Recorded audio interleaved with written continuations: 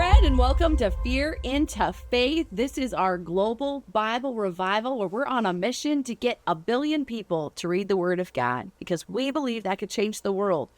Reading God's Word, cover to cover in a year. We hope you join us. I'm your host, Summer Day, and with me in the studio is Natalie Lavelock.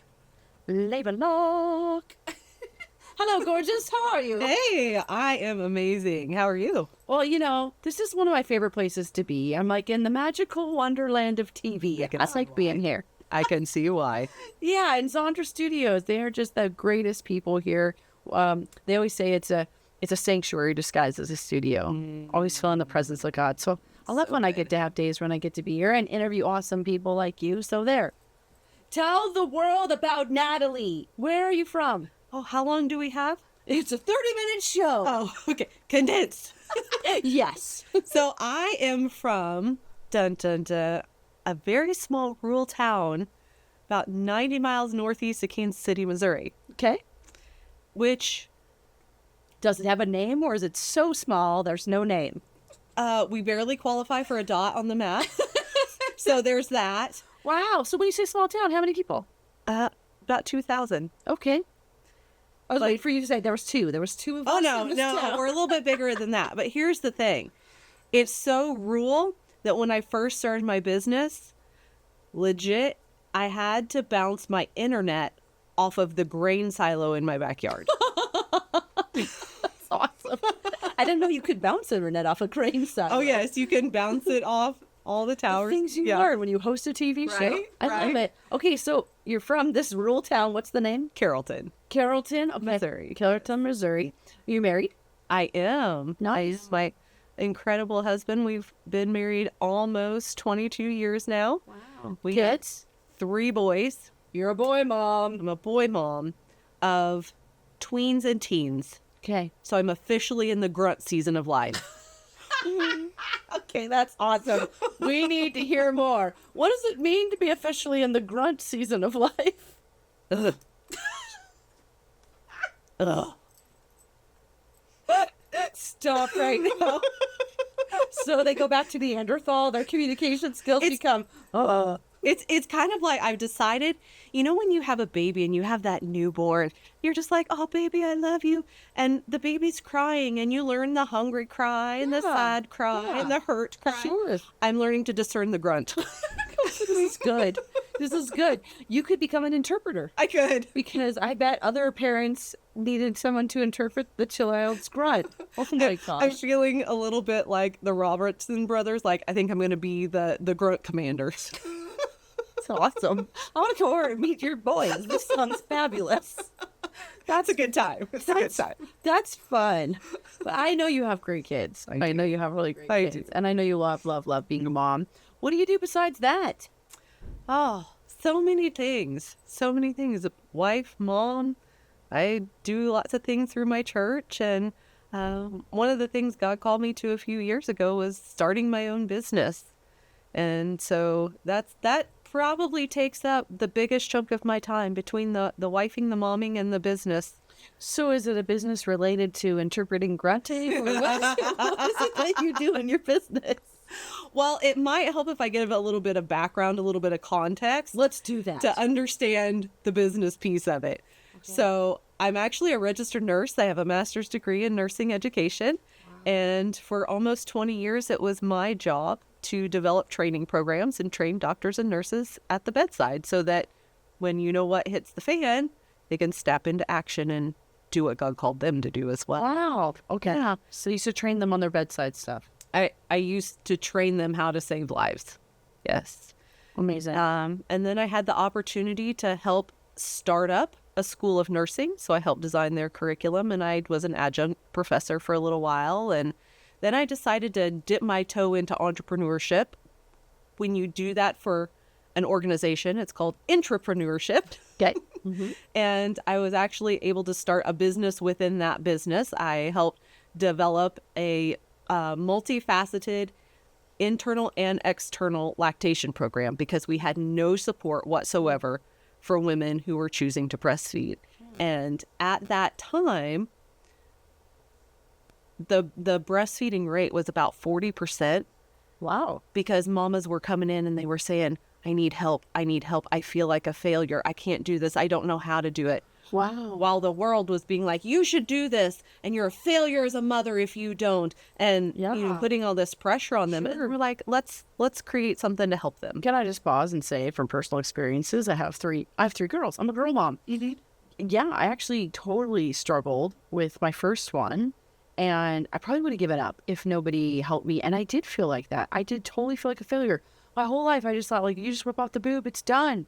No, there's actually, like, why? When I go to heaven, I'm going to ask the Lord, why is there such a difficult technique and everything that has to actually go? So people who are watching, if you're not a mom or if you're a man, you don't know this, there's a whole way it has to be done. It is actually not, in fact, easy and can cause bleeding and scarring and all these other crazy things if you don't nurse right. Mm-hmm. Wow. Okay. Well, thanks for being an advocate. I needed you 15 years ago. Well, maybe you'll need me again. Yes, there you go. And so then what happened next? So I was actually given an opportunity to move up the corporate ladder, if you will. I was given an opportunity to move into a management position within that organization. And at that same time, God started stirring something within me, and I didn't know where it was going, and I didn't know what was going to happen. I just knew change was on the horizon. Mm-hmm. And so I had this opportunity in front of me, and God said, you can choose that, or you can choose to go on an adventure with me. Ooh, the or. Like, oh, right? Because on this hand, you have safety, you have security, a paycheck, quite frankly, ego, and moving up the ranks, Mm-hmm. It's everything the world says is good, Yeah. building the career, being the successful woman. And then over here, I have nothing but absolute, complete trust and faith in God. Mm-hmm. And while my heart wanted to choose that, I was scared out of my mind. So I'm like, I got to feed these babies, right? Mm-hmm. I got a mortgage to pay. Mm-hmm. What happens when I'm 90? Because my family has great genes. They all live to be well into their 90s. me I'm too. going to be Let's around go. a Come long time. 93-year-old grandma still drives. Let's go. Yes. I love it. I thought, if I don't have retirement, Yeah. what's going to happen to my husband and I Yeah, sure. then, Mhm. And so this actually happened over a Labor Day weekend. Irony of all ironies. I used to be a labor and delivery nurse before I was the clinical educator. This happens over Labor Day weekend, and I feel like I'm giving birth to something new. I'm going through a transition stage in my life. Yeah.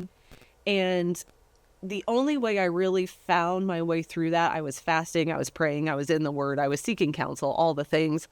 And God finally had to reduce it to even if. Even if all of these things happen, even if the worst thing you could possibly perceive comes true, will you still follow me? Wow. Wow. Even if. Even if. Awesome. Well, I have an even if for you. Even if we take a break, will you guys come back right after this to hear more from Natalie? Well played. Look at that role play.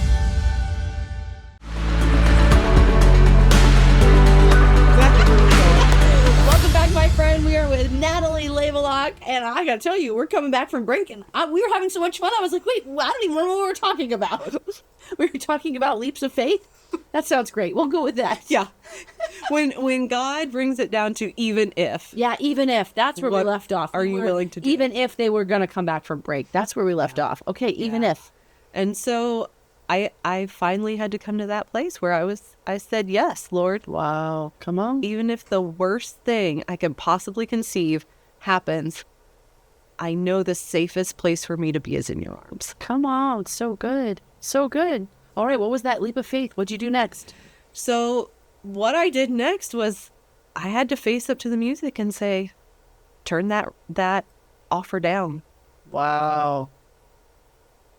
How'd that feel? Scary. Scary. It's probably one of the hardest things I've ever done in my And how many years ago was that? almost 8. Oh, okay. And then what happened after that? So then I had to go to that place of like, okay, well, if I just did that, what's next? And God slowly started showing me that the preparation he had me in learning how to create a business within a business, learning how to teach and train and lead within that organization was a transferable skill that I would now map over into my own business and begin working with other coaches, speakers, entrepreneurs who needed those types of services for themselves. Yeah. I love it. So, like, when you started, what was the start like? Like, what was the process? Your face. Oh, I'm ready. I'm leaning back. Let's go. There are going to be some people who don't like this, but it is what it is.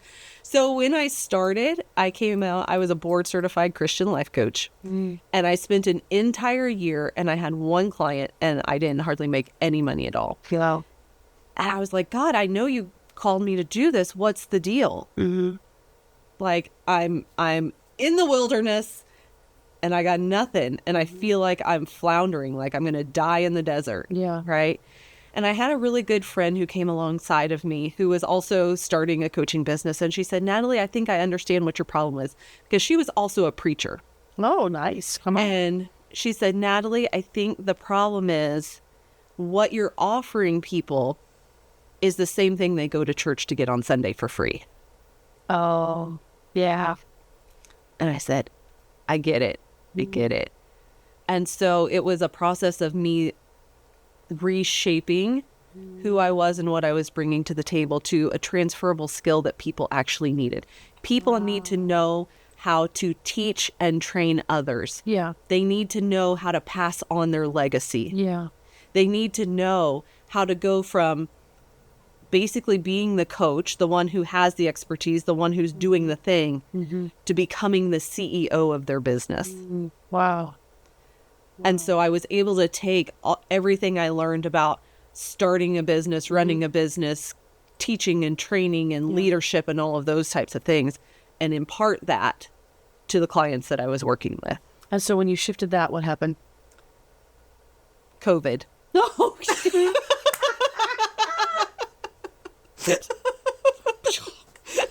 Like, let's just really test this. And Okay. And then I'm on the edge of my seat now. Like, I know. Because you're so interesting. I love it. Okay. So COVID happened. And while most people were freaking out, I was learning to build my business through the power of public speaking. I truly believe it's the fastest, easiest way to grow a business, because you just talk to people, Yeah. right? You just have conversations. We're in agreement. Because, you know, for people who don't know, I teach people to be speakers. I really believe in the power of speaking. That's awesome. And when COVID hit, the people who had been speaking on stage for a long, long, long time, Oh, yeah. all the events got shut down. Yeah. Everything came to a grinding halt. Yeah. Right? Now, mind you, little farm girl, middle of nowhere, 3 kiddos at home. Yeah. Every time I needed to generate cash flow for my business, I had to get on an airplane and fly somewhere. Yeah. And so while the world was shutting down, I saw an incredible opportunity to use the power of the internet Yeah. to really launch what I was doing. Yeah. And so I started doing summits. I started speaking on virtual stages, and my business just absolutely exploded. Wow. So Wow. that's, Yeah. I love it. I love it. Leap of faith. What's your program called? I have a couple different programs. One is called Ignited Entrepreneurs. Okay. And that is more for coaches who are leveling up. They're looking to expand to 6 figures plus. So they've already have an expertise. They have a following. They kind of know what's going on and they're making some money, and they're ready to start leveraging and getting some of their time and money back. Amen. And then I have my higher level, my more private clients.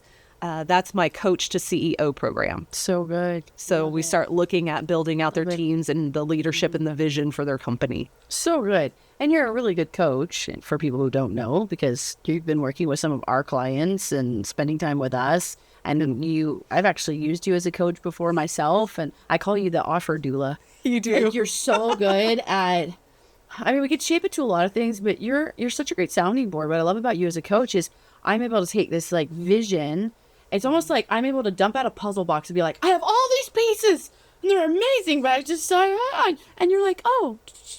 And I'm like, wow, it's a beautiful picture. So you're really good at helping someone almost just like dump out all the brainchild they have and then you put it together and make it look awesome. And so if you want to work with you, what's your website?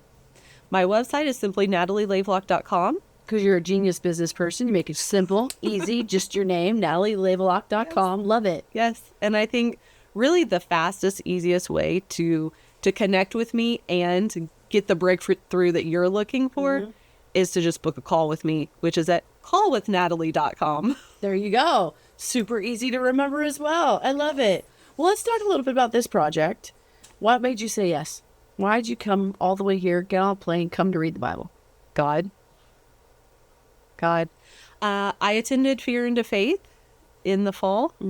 And while I was there, I caught the vision. And I really felt like, I've never been interested in being on TV. Notoriety, fame, never interested me whatsoever. And when you started talking about this project, I was like, God, I'll do it for that. I will do it to get you into the world. Because one of the things that I believe is going on is there's been a wall between who we are as believers and who we show up as in the marketplace, in business. There's a wall there. And I believe it's time to tear down that wall. And I want to see revival happen in the marketplace. Yeah. Amen. That's awesome. I love it. So good. So good. What'd you think about being in the other room reading? What was that like? We were talking kind of backstage earlier about how sometimes the passages that are selected for the person to read that day are divinely inspired. Yeah. And my experience was no different. Wow. There was a moment where God just really touched my heart. And I was like, oh, dear Jesus, we're going to have to retape this because I'm going to start bawling. I'm going to lose it here. And he just spoke to me at multiple points throughout that reading. And I was like, good. I hear you, Daddy. I hear you. So good. I love that. That's always our prayer. People always are like, how did you know to choose that? I'm like, no, I just pray and then plop people in and then move forward. Just like we're going to move forward with a break really quick and then we'll be right back. You do that so well.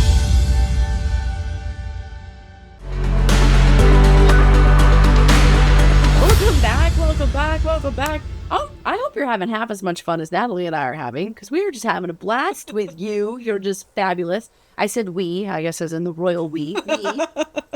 There is another in the room. Yes, there was another in the fire. There's another in the room. Yay! I'm so glad that you came here. You're just easy to be around, easy to interview. It's a joy to have you in my life. You're a friend. You've been a client. You've been one of our trainers helping us. And I love that you caught the vision. That's all I want. It's like, Lord, if you want us to do this, you got to bring more people that catch the vision. You've helped sponsor this show. So many things that you've done for us. So thank you for all of that. Thank you. I really want to ask you the question. It's one of my favorite questions to ask people is, I love hearing your God story. I call it the God adventure. How did that start for you? When did God come into your life? And I'm always astounded with some people like, oh yeah, I didn't even hear what God was till I was 21. Or Lindsay earlier, she's like, I didn't really accept Jesus till just a year ago. I'm like, what? So what's yours? Were you born and raised going to church or? Yeah. I'm glad you asked this question because you and we were having a conversation about, I said, in many ways, I feel like I've always lived a very vanilla life, right? People go through some pretty extreme and heavy things. Yeah. And I feel like mine's just kind of been like this. It doesn't mean I haven't had ups and downs and hurts and things like that. And many times I feel like that disqualifies me. And see, like I'm feeling it. My testimony, I feel like it's the same thing. I feel very blessed in the sense that I was born and raised in the church. I was baptized when I was 12. Wow. The Lord has always been a part of my life. And yet, at the same time, I don't have that wow factor. I don't have that, Jesus totally come in and saved me, you know, kind of story. Yeah. Can I just tell you really quick? I think you're probably like number 130 that we have interviewed. And I think this is actually your superpower. You're rare. And I think you're a mom. You're exactly what I want for my girls. All I want is my girls to be able to hold on to Jesus' hand. And sometimes it's really hard to interview people here. And it's hard to hear so many people just made this giant left turn and ended up doing drugs or in prison. We've had every crazy story that you can, prostitution, every crazy story. And as a mom, I'm just like, you're not vanilla. You have achieved something. It means, do you have any idea how many people must have been praying for you and how many times you made a right decision when everyone else made a wrong decision? You're not vanilla. You're amazing. You are a rare gem. There's been very few people that have sat in that chair and I'm going to cry. I'm like, oh my gosh, teach me. How did you do that? Because I think every Christian parent on this planet, our one prayer is like, I just don't want my daughters to make the same choices I did. And if that's vanilla, please give me 3 vanillas. I want that for my children. So don't let the enemy steal that away from you, that you don't have this big, boom, Jesus coming out party. So few people have stayed steadfast holding his hand. That's amazing. You know, so you want a tip to help your daughter? Yes, please. Oh my gosh. Help them learn how to be comfortable being an outcast. Ooh. Because people think about it's the people who do those things that are the outcasts. Wow. You're equally an outcast when you say, these are my values, these are my boundaries. Yeah. Wow. No, you don't get invited to go do things with people. Yeah. People don't, you can have a lot of very superficial relationships. It's very rare for you to have a deep, meaningful, lasting, long relationship because people are afraid to let you in because you're too perfect. Wow. Oh my gosh. So that road is a road of isolation. That road is a road of loneliness because you just never quite fit in. I love your vulnerability right now. This is so crazy. Yeah, I don't talk about this. Well, I mean, you need to. This is good stuff because so many people, we talk about, you look at Instagram, everybody is going after this dream of perfection. Mm-hmm. And no one's talking about, well, I have a version of that, but it's isolation, it's loneliness, it's outcastedness, it's not invited to. I'm like, you're blowing my mind right now. And I had seasons where I was a good girl. I had seasons where, hundreds of times I was offered to smoke marijuana or something and I never did. So I'm like, oh yeah, you are so spot on.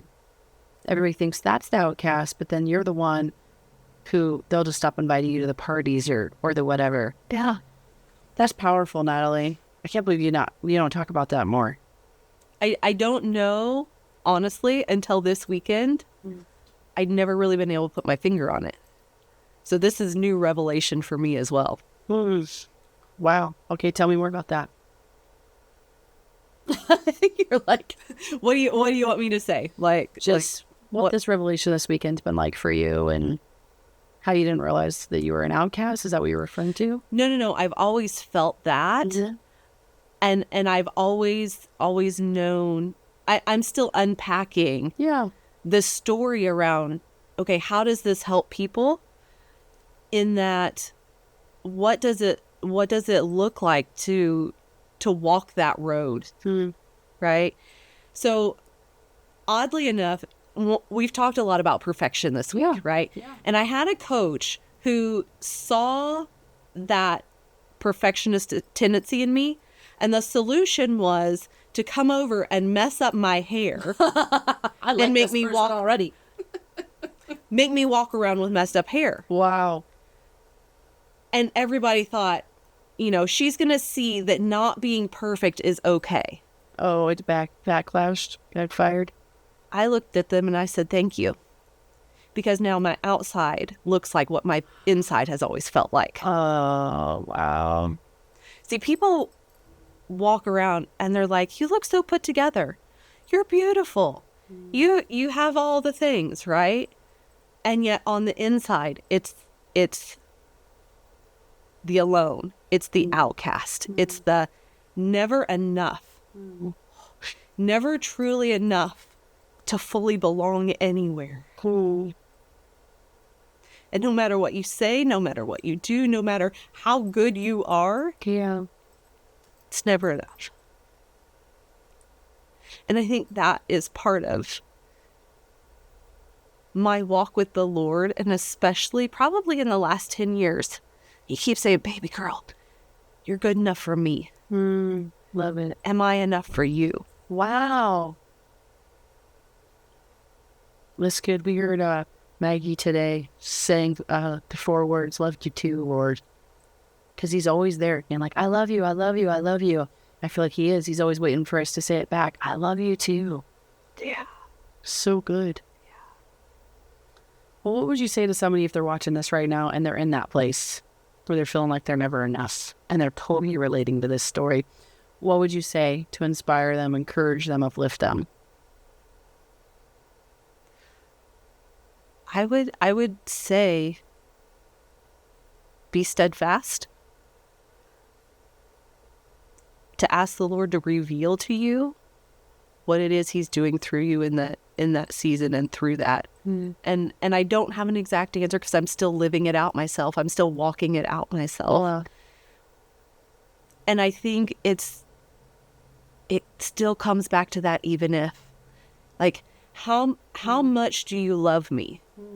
I'm not asking that of him. I know how much. I mean, there was a cross, there was right?